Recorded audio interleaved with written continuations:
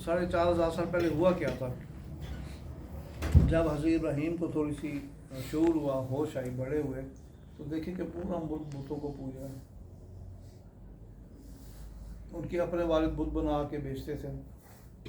इनके दिल में आया कि ये आपका रब नहीं हो सकता, आपका रब वो हो सकता है जो सूरज निकालता है और सूरज गुरूब करता है, जो इंसान को पैदा करता है और मारता है, बाकी आपका रब कोई भी नहीं हो सकता। इस बात पे उनकी लड़ाई शुरू हो गई, टसल शुरू हो गई पूरी कौम से। अपने वालिद से टसल हो गई, उनको वालिद को कहा कि बुत बनाना छोड़ें, ये ठीक नहीं है, ये बात सही है ही नहीं।